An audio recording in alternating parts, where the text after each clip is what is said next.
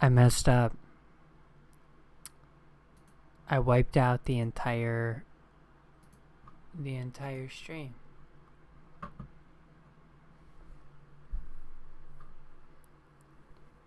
I was just like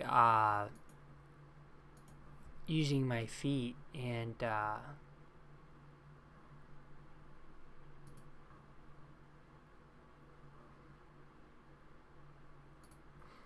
hit the power button off on the surge protector and turned the whole shit off. But we're gonna pick up where we left off.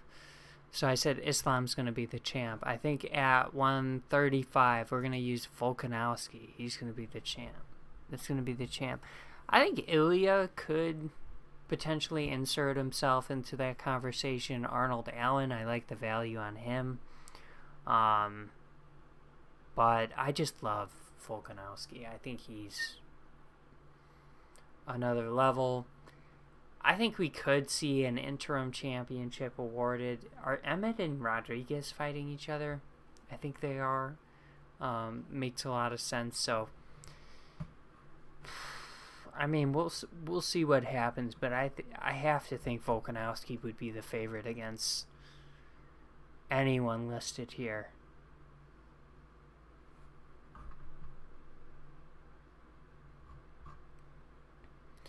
Bantamweight 135. We've got Aljamain Sterling, Henry Cejudo, Sean O'Malley, Petr Yan, Marlon Vera. I'm going to say it right here. I like Marlon Vera. I like this dude. He's fighting Corey Sandhagen. Sean O'Malley is obviously coming off that victory versus Petr Yan. I think activity goes a long way in the UFC, and I don't think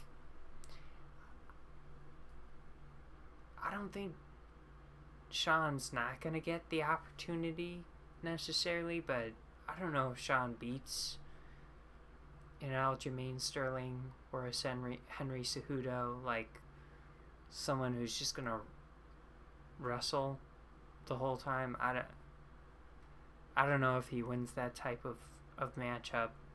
I think Marlon Vera just has an ability to hurt people. I like Marlon Vera a lot. I like him a lot. I like the fact that he's got a fight booked. At the same time, Sterling and Cejudo potentially have theirs booked. I think O'Malley Vera would be a sick fight to see next year. If that fight does get booked, maybe Merab, maybe Jan, they get that opportunity against maybe Umar against an Aljamain Sterling, but I think Sterling probably beats them all. The next fight we've got is flyweight. I'm going to go with, I thought Pantoja looked incredible against Nicolau. I think that's who he fought. And they had the first round submission win, standing up guillotine. Might have been Perez, though, now that I think about it. But anyways, I think Moreno is going to be my pick here. I think he's just good in all facets, and then he's got a lot of heart. He's big, it seems like, for the division. It seems like he's very big, and so I like him a lot. Bantamweight, Nunez. Flyweight, I'm gonna go with Mannion. I think Mannion's, I said it a while ago, I think she has the potential to knock off Shevchenko, and I think that fight might be booked. Shevchenko, Mannion. Mannion's really a strong striker, really big fighter. I like Shevchenko a lot, but I think if anyone's, and Talia fought her super close, I think Mannion has the potential to win this. this matchup and then retain the belt as a result. Strawweight, give me Rose. Rose is 2-0 against Wei Li. I like Yan a little bit. Lemos I like. But I think Wei Li is a terrific fighter. I think Rose is just an amazing boxer. And kind of got, in my opinion, screwed in that Esparza fight. Like, to be clear, I think it was a really bad fight. But I would argue she got screwed just because she was the champion and, like, that fight was so horrible. I don't know how you could award it either way. So, like, why not just give it to the belt holder? Was kind of my thought process. Like, you didn't go out there and do enough to take it. At the same time, she didn't do enough to defend it. I don't know if it was a split decision. It should have for sure been, but yeah, kind of crazy. I just saw this Dallas and Titan score. Gosh. Titans putting up. Did they get it?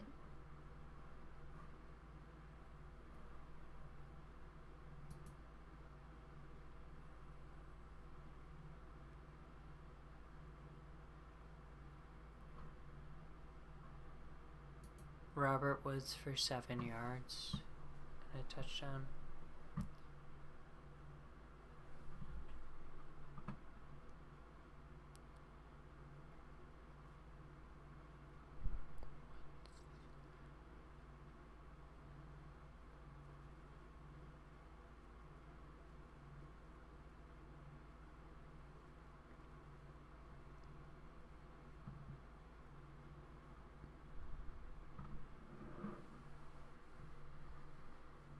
Dang.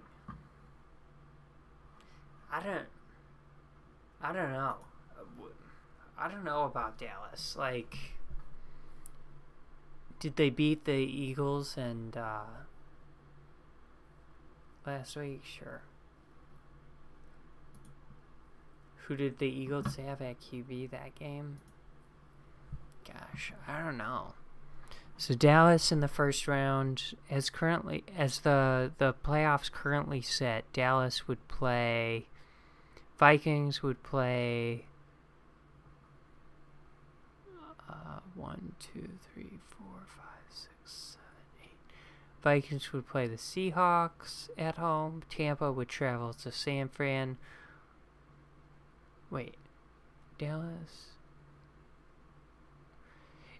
would face New York, and I think Dallas could win this game. But I don't give Dallas much of a shot versus the Eagles or the 49ers. Minnesota's maybe a little bit overrated. Gosh, I just don't think I trust. I think I like San Francisco. You know, they got Brock Purdy at QB. That's a little bit sketchy. And I'm kind of feeling the Bengals again to represent the AFC. And I think my preseason pick was the Buffalo Bills. And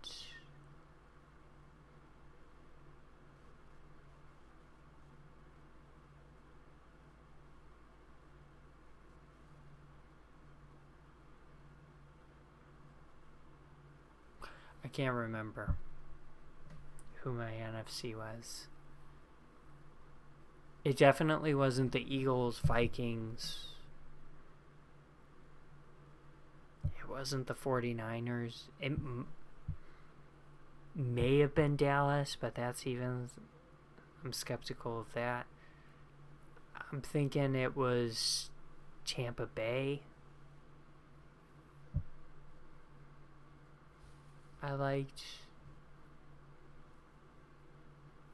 maybe the Rams, who are obviously out of it, but probably one of the teams that was competing last year is who I was favoring. And then it was the Bills out of the AFC, and the Bills still have a terrific opportunity to represent the AFC, but I just think the Bengals are rolling, and I think they're super good. So we did our futures.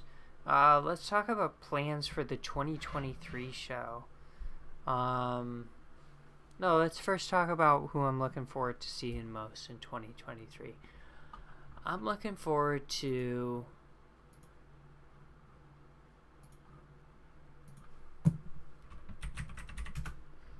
sorry, let me pull this up.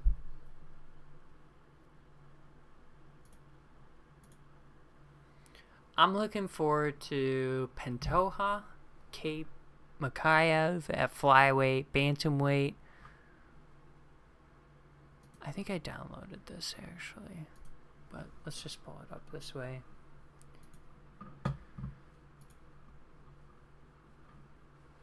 I'm looking forward to at flyweight, Pantoja, Cape Makayev. That's 125. Bantamweight, I hope we see O'Malley Vera next year. Cejudo, interested to see how he would look if he returns, still super young. Umar Nurmagomedov, Adrian Yanez. I don't think Adrian's gonna get to a title opportunity next year, but he's definitely got the potential to make a run at it in 2024. So he could have a great year next year, beating a lot of top 10 fighters, potentially 2 top 10 fighters he'll be paired up with. Next we've got featherweight, 135. I guess I'm looking forward to Arnold Allen, Topuria.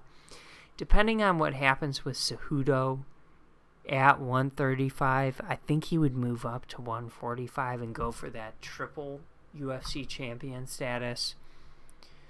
But we'll have to see. Arnold Allen, Topuria, like them. At lightweight, I think Islam's going to beat everyone, but I like Beneil. I like Armin, Sakurian, Mateus Gamrot.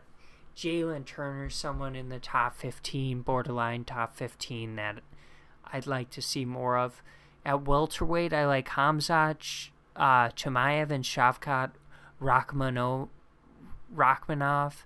I like those two guys. At middleweight, Nasruddin Imavov, Dricus du Plessis. They'll be interesting to watch. Dricus already has the fight booked against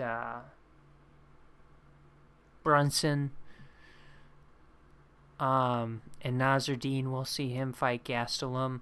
At light heavyweight, I'm looking at Ankalaev and Jamal Hill. I think Yuri will put in there as an honorable mention to see if he gets healthy, but I think he might need to take the year off. At heavyweight, excited to see Ngannou, John Jones, Cyril Gane, Sergey Pavlovich, who I think had an awesome year. At strawweight for women's, Amanda Lemos, Yan Zhan. Flyweight, I like Shevchenko, Fiora, Talia Santos. Blanchfield is a prospect to watch out for. At bantamweight, I like, I guess, potentially Pena, but I don't know. And then at featherweight, I don't really know or care either. Who knows what they're going to do there, but yeah, and then for the show, and I'm going to write these down. I want to have live stats. So, and we'll track it via Twitter. The actual bets that are published, I want to keep track of those. Moneyline, live stats, we finished the year at 72%, which is really good. Just would like to incorporate that and keep it at, more front and focus. Maybe with some graphics. I'd like to have some collaboration. So, for at least one show in 2023, I'd like to have a guest host. I think that would be a good step for the show. I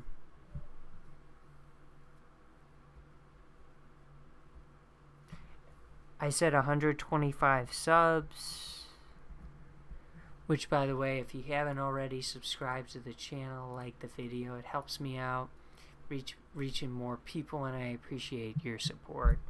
And then I think I'd like to be, and this is not going to make any sense, I'd like to be a little more positive, optimistic, right?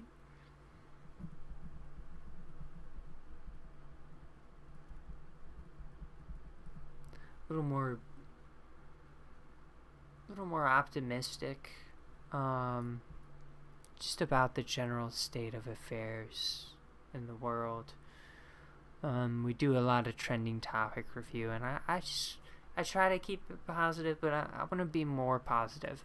But at the same time, I'm trying to be a little bit toxic in 2023. I want to be called out for it. That's how toxic I want to be, to that degree. Where not like all the time, but maybe on a couple of, occasions I get checked. Like, hey,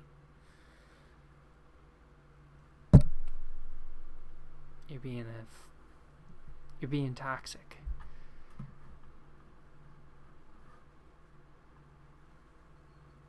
Is that a bad goal?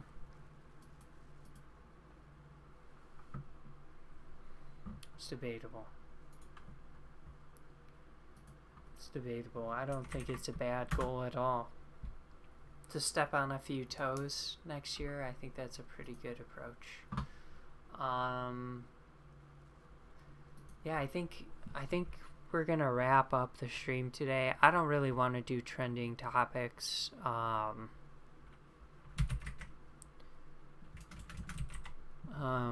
Yeah, I just don't really feel like going through the Twitter trending topics. I appreciate everyone tuning in who did tune in. Yeah, I think our next show is going to be, I'm going to be traveling. I'm not doing the show remotely. So the next show might be, let's see.